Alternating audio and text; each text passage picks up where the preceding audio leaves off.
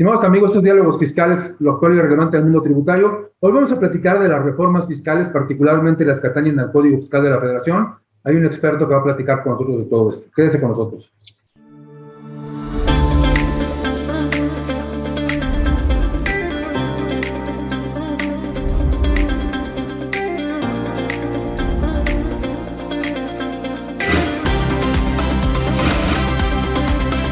Lo actual y relevante del mundo tributario. Diálogos fiscales con Jaime Flores.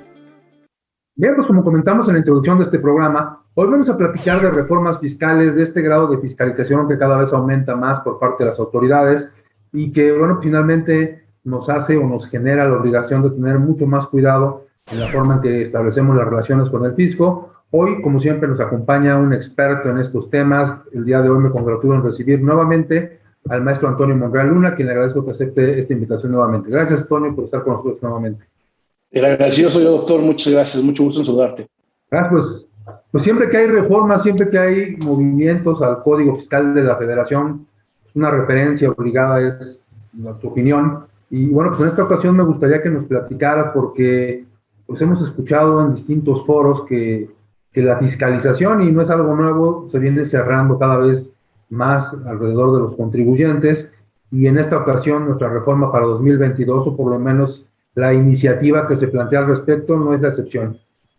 ¿Qué tanto nos vamos a encontrar? ¿Qué nos puedes platicar? ¿Por qué tanta preocupación por fiscalizar cada vez más? ¿Dónde queda esa famosa confianza en el contribuyente que no percibimos en ningún lado? Claro, doctor, pues muchas gracias por la invitación. Creo que no es un tema menor esta iniciativa Código Fiscal de la Federación.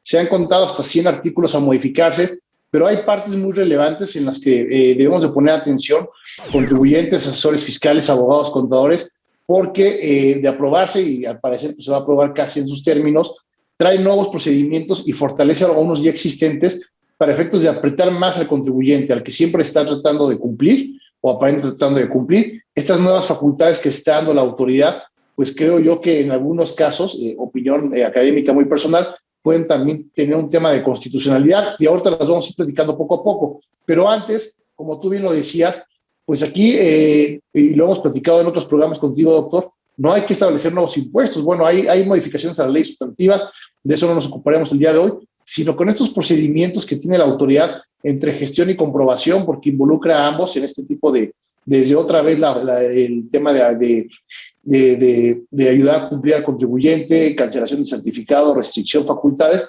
Entonces, en ese sentido, claramente con estos procedimientos la autoridad tiene más posibilidad de recaudar sin establecer nuevos impuestos y sin, algo muy importante, sin aumentar la base de contribuyentes, es decir, a los que ya tiene identificados, a los que ya tiene ahí, digamos, localizados, sobre eso se va a ir. Y algo que me gustaría platicarte de manera muy general, y yo lo he visto en esta reforma, y en otras anteriores, es lo que pasa en la práctica. Pareciera que la autoridad primero aplica ciertas facultades que no tiene y luego ya las viene a normalizar en el Código Fiscal de la Federación. Y por eso me refiero, nada más por poner un ejemplo, al tema, por ejemplo, de suspensión de plazos.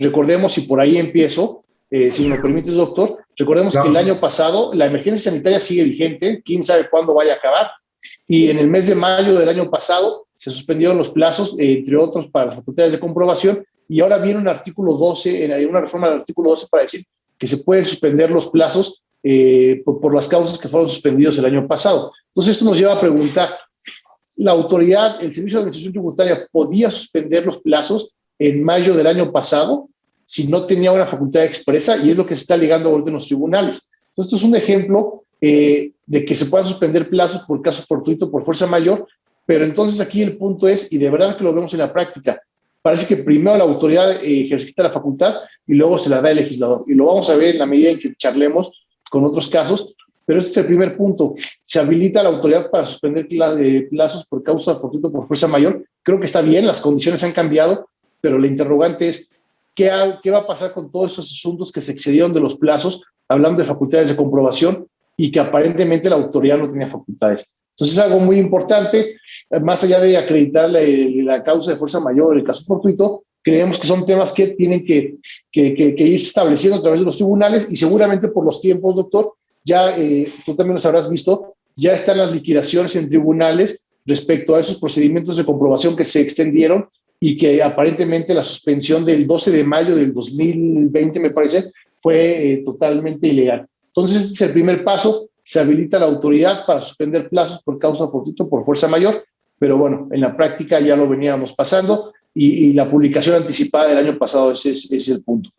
Nos siguen contadores y nos siguen abogados y nos siguen empresarios, evidentemente, quien está en el ámbito nos tiene que entender perfectamente estos términos, pero quien no está en ello, dice el artículo 12 o decía el artículo 12, hablando de plazos, que estos se podían suspender. Sin embargo, agrega estos dos supuestos que tú mencionas, caso fortuito, fuerza mayor, y hace referencia muy clara a este evento de la pandemia, en donde la autoridad dijo, pues por lo pronto se suspenden los plazos, teníamos una auditoría en curso, esos tiempos no van a avanzar, no van a progresar, y es como si no hubiera pasado nada, tomando una atribución que no tenía conferida, que no la tenía conferida, es lo que nos estás platicando, que hoy lo pone en el código y dice, esto que no tenía, ahora lo voy a tener.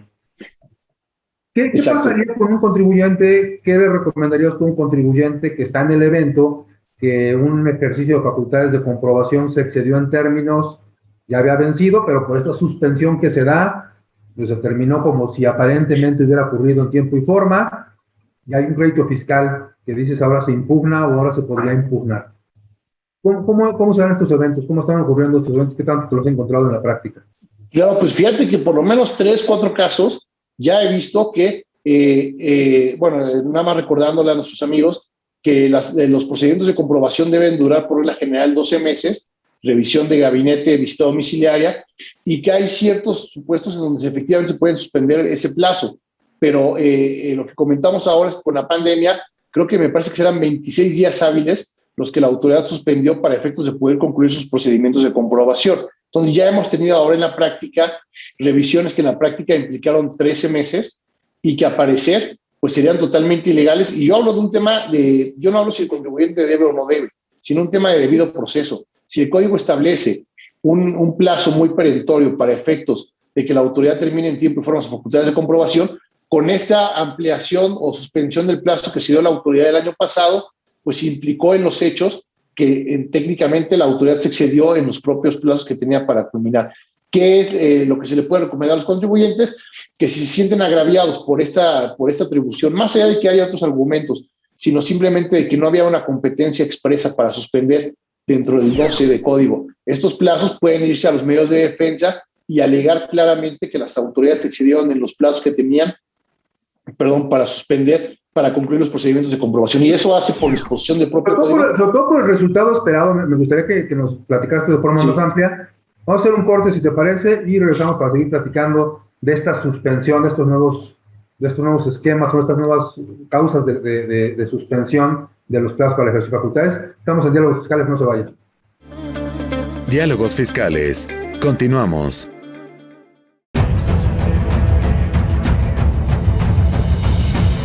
En 1986 nació Información Dinámica de Consulta con la misión de dar información a profesionales del ámbito jurídico. Evolucionamos contigo y en 2001 logramos informarte en tiempo real gracias al nacimiento de IDC Web. Dimos paso en el 2016 a Foro IDC, un evento de alto nivel para el impulso de la competitividad del empresario mexicano. En 2017, unificamos cada avance bajo el dominio www.idconline.mx. Hoy puedes encontrarnos en múltiples plataformas con información vanguardista y especializada para capacitar e informar a los elementos clave de las empresas.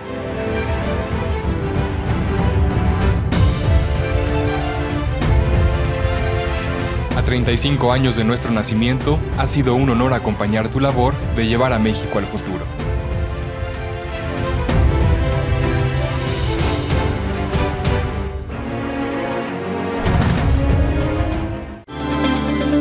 Regresamos.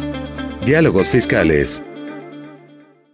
Bien, pues regresamos y estamos platicando con el maestro Antonio Monreal en Diálogos Fiscales y me parece un tema relevante, interesante además, porque prácticamente se está dando este evento y resulta que diríamos que es por la pandemia, pero si nos vamos a los antecedentes, a lo que comenzó a ocurrir desde 2018, en donde hubo una disminución importante del personal del SAT, en donde se perdieron incluso oficinas completas que ejercían facultades de comprobación y nadie supo dónde quedaron los trámites.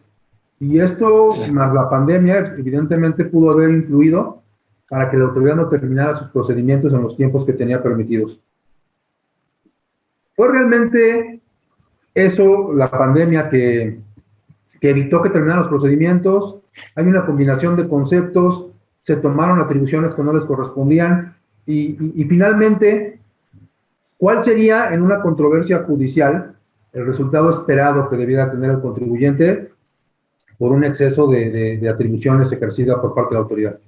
Claro, doctor, creo que este mismo tema nos está dando para muchas vertientes. La consecuencia sería que todo el procedimiento de comprobación, incluyendo el crédito fiscal que se le haya determinado al contribuyente, quedara sin efectos. Y no es menor porque para que la autoridad pudiera volver a ejercer una facultad sobre el mismo periodo y las mismas contribuciones, tendría en términos del propio código que alegar hechos nuevos. Entonces, en la práctica, y ya lo hemos visto más en el foro, que cuando un procedimiento de comprobación se cae por una cuestión formal, pero que implica pegarle al fondo del asunto, la autoridad difícilmente puede reponer un procedimiento. Y si lo intenta reponer, pues allá hay propios medios de defensa para sacarlo. Entonces, el tema no es menor, pero aparte aquí es una contradicción. El año pasado la autoridad, sin facultades, creo yo, dijo, suspendo 26 días, que se suspendan para poder concluir, entre otros aspectos, el ejercicio de facultades de comprobación. Pero por otro lado, hay una contradicción con el 46A, porque dice que los plazos de la visita se suspenderán mientras dure la cuestión, la causa de fuerza mayor. Entonces aquí tenemos una contradicción. Al día de hoy seguimos en pandemia, sigue vigente aquel decreto de marzo del año pasado, y entonces, ¿por qué la autoridad solamente suspendió, y es un tema de facultad discrecional, más allá de competencia, doctor, por qué la autoridad suspendió nada más 26 días si al día de hoy la causa de fuerza mayor, originada por la emergencia sanitaria, sigue vigente? Entonces, pareciera que la autoridad no podía seguir fiscalizando hasta que se levantara esta medida sanitaria. Obviamente se determinó en los propios acuerdos del Consejo General de Salubridad que la materia de recaudación era una materia, no recuerdo el nombre, pero era una materia necesaria de ejercer. Ahorita me debo recordar el nombre, pero entonces, pues más allá de estas contradicciones que ya los tribunales resolverán, el hecho de que la autoridad venga ahora a modificar el artículo 12 o pretenda modificar el artículo 12 implica que no necesariamente contaban con una facultad para suspender los plazos como se hizo el año pasado y que por lo tanto ya lo estamos viendo después de un año y medio, las liquidaciones que se emiten pueden venir de un procedimiento viciado de origen que de llevarlo a un juicio todo se cae, digamos, es una nulidad lisillana que claro, la autoridad podría volver a revisar, pero en los hechos es muy difícil que acrediten, valga la redundancia, nuevos hechos. Ok, eso para lo que ya ocurrió, pero en atención a esta misma facultad que ahora sí tiene conferida, ¿qué podría ocurrir en el futuro? Como tú bien dices, es un evento que inició en una fecha más o menos determinada, pero su fin va a ser en una fecha que nadie conoce. ¿Podrían nuevamente suspender plazos, hacerlo de forma general? ¿Qué podría pasar a raíz de esta función? Yo creo que expresamente ya van a tener la facultad, doctor, para suspender plazos, seguramente en las reglas de carácter general. Ahora entonces, ya teniendo la facultad, porque la facultad es básica para poder emitir un acto de autoridad, incluso una regla de carácter general que puede ser cuestionada en unión con algún acto de autoridad individual. Ahora habrá que ver la motivación. ¿Cómo justifica la autoridad la causa de fuerza mayor o el caso fortuito? ¿Por qué? Porque cuando el contribuyente quiere incluso justificarse para la no imposición de una sanción, el código lo obliga a que acredite estas circunstancias. Entonces ahora, pongámonos del lado de la autoridad, si esta facultad se aprueba y esta facultad empieza, y empiezan a suspenderse plazos por estas causales, pues la autoridad tendrá que motivar el acto y decir por cuánto tiempo, a qué facultad lo está dirigiendo y cuáles son las razones. Entonces creo que es algo interesante, es algo pues que estamos viendo recientemente y que la autoridad tendrá que ejercer con mucho cuidado para evitar que se le caigan los procedimientos de comprobación, entre otros que afecten este artículo 12 del Código Fiscal. Sí, sobre todo porque pues, pareciera que la pandemia ha disminuido sus efectos, que hay una menor afectación. La afectación sigue siendo importante. Yo creo que ya nos acostumbramos o incluso ya nos dejó de importar el efecto de la pandemia. Todo el mundo está trabajando. Me parece que ya sería complejo que en algún momento dijeran, oye, dependiendo de los semáforos, que creo que ya ni semáforos, o sea, ya no hay una razón pues para que se suspendieran los plazos, a lo mejor en su momento, pero hoy ya todo el mundo está trabajando, creo. Entonces va a Claro. ser difícil que su aplicación práctica al futuro sea real. Y para atrás, pues ya nos dieron ahí la señal de que actuaron ilegalmente, ¿no? Exactamente, que actuaron fuera de facultades, porque, insisto, al igual que otros temas, por ejemplo, para ponerlo en contexto muy rápido, el hecho de que te restringieran antes de cancelar el certificado por no entregar los requerimientos, por no tener los requerimientos de documentación dentro de la contabilidad, o el famoso tema que ahora está entrando de socio indeseable, que ahorita lo vamos a platicar, de que la persona no podía tramitar o renovar su fiel si el socio tenía un tema fiscal. En la práctica este año ya lo estaban haciendo y ahora ya lo están poniendo de manera expresa.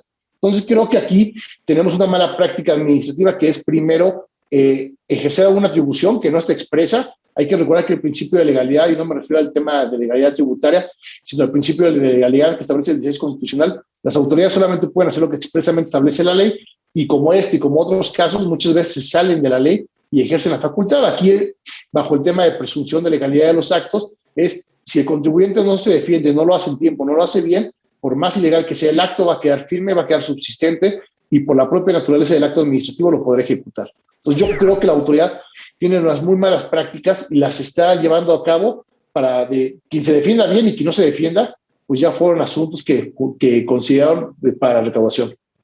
Claro, claro, y con ese cuidado deberá manejarse el contribuyente de vigilar que los actos hayan sido dentro de los plazos establecidos. Pero bueno, es un tema muy interesante, sobre todo para el ámbito de lo contencioso. Y antes de terminar con este tema, que también era un tema que de cierta forma se vincula con el socio indeseable, ese famoso socio que hoy ya no quisieran las empresas, pero que muchas veces es quien les da vida a las empresas, porque es el socio que tiene el dominio respecto de ellas. Entonces, yo creo que nos platicaras de ese tema de los socios, de la negación de las famosas firmas o la e-firma, y de los alcances que esto puede tener en el ámbito de negocios en México. Creo que tenemos que hacer un corte, si te parece, vamos a hacer el corte y regresamos para hablar de estos socios indeseables, de estos socios con los que no quisiéramos hacer negocio, pero que finalmente son los que lo generan muchos de los casos. Son diálogos fiscales, no se vaya, vamos a seguir platicando de estos temas. Diálogos fiscales. Continuamos. Vivimos en un mundo dominado por las tecnologías de la información y la comunicación. Los medios de comunicación mejoran el alcance y el impacto de nuestros productos y servicios. Incrementa tus clientes y gana posicionamiento en tu marca. Anúnciate en IDC y sé parte de los cambios que marcarán diferencias en los medios digitales 2021. Si estás interesado, mándanos el siguiente código para hacer válida la promoción especial que IDC tiene para ti en conmemoración de sus 35 años.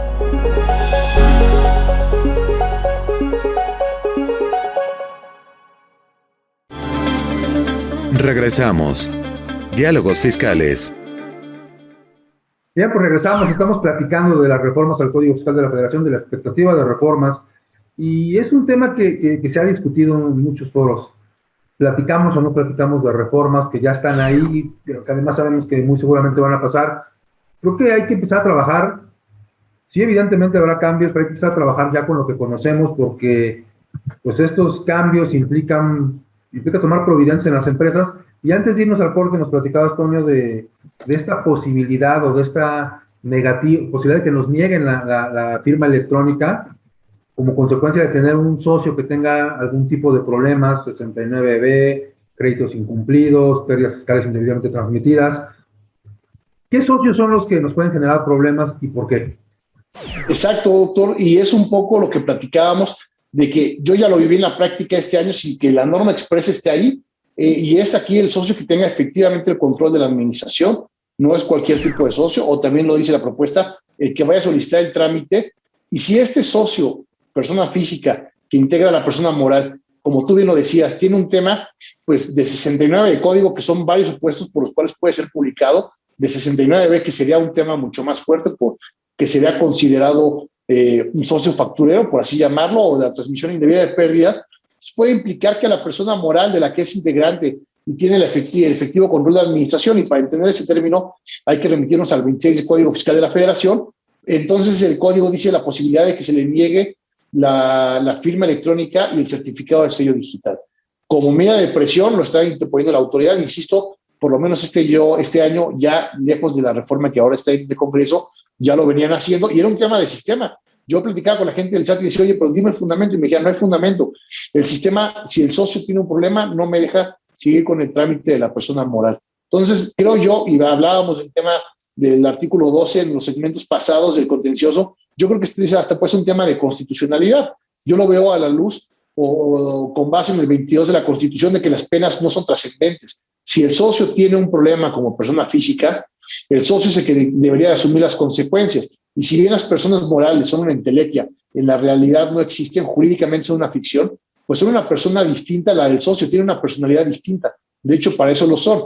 Entonces, más allá de que se tienen que dar varios supuestos para que la autoridad niegue ahora, con base en estas propuestas de reforma, la firma electrónica, que sin la firma realmente la empresa está parada, o la posibilidad de certificar, o que incluso si el socio aparece dentro de estos supuestos, le restrinjan, porque se añade como causal de restricción del certificado, que el socio aparezca en alguno de estos supuestos, pues paran totalmente la actividad de la persona moral. Entonces, yo creo que aquí es un tema de trascendencia de las penas, por así llamarlo, en términos del 22 de la Constitución, porque no se puede sancionar o privar a la persona moral de realizar determinados trámites solamente porque el socio está problemado. Insisto, no es cualquier tipo de socio, debe tener el control efectivo de la empresa y sobre todo, pues, que se le colmen los supuestos del 69, 69B, 69 bis. Pero bueno, pues con el puro 69 tenemos realmente para que una multa no pagada, una no localización, un crédito fiscal que no haya sido garantizado, hasta un tema de simulación de actos,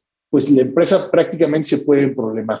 Y eso es por eso que lo llamamos el socio indeseable, pues porque va a afectar la vida totalmente de la empresa, y de aprobarse esta reforma, creo yo, académicamente lo digo, que puede tener tintes de inconstitucionalidad.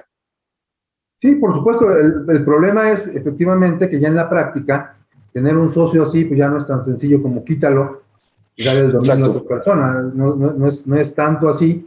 Si por ejemplo 69, como dices tú, son créditos fiscales, los tendrá que pagar, porque si va a pelearlos, podemos llevarnos ahí la 2-3 años. De la empresa se va a morir la empresa por inanición, ¿no? No va a poder operar de entrada, ¿no? Exactamente, y te digo, por este año lo tengo muy presente, un caso en Sonora, el socio tenía un crédito fiscal, no muy grande, pero tampoco menor como para poderlo pagar, lo estaba controvirtiendo, no tenía para garantizar, y 3 veces llevó a su empresa a hacer el trámite de la renovación de la firma porque había vencido, y literal, con todo, y mira que yo, más que ser fan, me declaro que la Prodecon, creo que más allá de filias y fobias, sigue funcionando. El tema lo llevamos a Prodecon y Prodecon fue y le dijo a la administración de allá de Sonora, oye, no puedes hacer esto, no hay base legal. Y la autoridad me decía, efectivamente no hay base legal para privarle o impedirle a la persona moral la renovación de su firma porque el socio tiene este crédito fiscal que no está garantizado, está impugnado, pero pues mi sistema no me deja. Entonces es un tema de sistema, pero bueno, pues ahora ya van a tener el sustento legal y aquí, pues entonces es un tema de prevención, doctor. ¿Qué hacer con los socios indeseables cuando uno de plano que tenga el control de la administración, pues que realmente sepa el negocio, lo que está aportando, se vea en este supuesto, más allá de que la autoridad actualice sus sistemas y diga, aquí la persona moral va a tener un problema, ¿qué hacer? Sacarlo de la sociedad, a partir de qué momento son defectos, una venta de acciones. Entonces son muchos temas que también tienen que ver con un tema, más allá de control interno, un tema de compliance, un tema de prevención, para que también ahora los socios, personas físicas, no incurren en alguna de las causales que solamente de incurrir la persona moral les podrían imputar estas consecuencias. Claro. Vamos a terminar, se nos va a terminar el tiempo. ¿Qué hacemos? Lo comentabas de forma general y de forma breve. ¿Qué hacemos como medida de prevención más que de control o de corrección para evitar este tipo de supuestos? Ya sabemos que viene la reforma, tendríamos que hacer una revisión general de quiénes integran o quiénes forman la estructura corporativa de la persona moral. ¿Qué recomiendas en estos casos? Porque hay que hacerlo claro, de aquí a enero, ¿no? De aquí al primero. Exactamente. Pues de entrada, doctor, lo que no se ha hecho en muchas empresas, pues la actualización de socios accionistas, estar verificando su cumplimiento de obligaciones fiscales y de plano aquellos socios que veamos que tienen un problema de aquí a enero fiscal muy grave porque pues como persona física tuvieron una actitud inadecuada o así lo consideró el SAT, pues a lo mejor relevarlos de la empresa, pero es un tema comercial, es un tema fácil. Yo puedo decir, es mi negocio, si me sacan, me voy, ¿no? Como dicen, me llevo mis canicas. Y entonces ahí la empresa pues va a estar totalmente parada. Yo no hablo de las grandes empresas que tienen grandes consejos de administración, sino de las pequeñas empresas donde tú sabes que realmente hay dos socios y uno es el bueno y el otro es el que se puso para aportar la otra parte. Sí, claro, totalmente. Corporativamente, ¿qué hacemos? Establecer cláusulas en las actas, que nos establezca una situación tal, causa de separación de un socio, obligación de irse, ¿qué tendríamos que hacer corporativamente? Claro, podrían modificarse las actas para establecer este tipo de situaciones, pero también el socio inconforme las podría impugnar, ¿no? Decir, me están sacando, entiendo que la empresa debe de seguir, pero me están sacando por haber actualizado esto. Entonces, implica un análisis fiscal de los socios y de los estatutos sociales para poderle dar salida legal a un socio que sabemos que a la larga va a problemar a la sociedad. Claro. Pero bueno, pues insisto, es un tema aparte de mercantil. Y mira, terminamos platicando dos artículos, así que si te parece te voy a invitar a otro programa, no podemos dejar estos temas así inconclusos. Así es que te agradezco mucho, como siempre, Toño, que nos hayas acompañado, y pues, la puerta está abierta, vamos a seguir platicando de reformas fiscales. A todos los que nos acompañaron, nos esperamos en la próxima emisión, Diálogos Fiscales, lo cual es relevante del mundo tributario. Gracias. Gracias, doctor.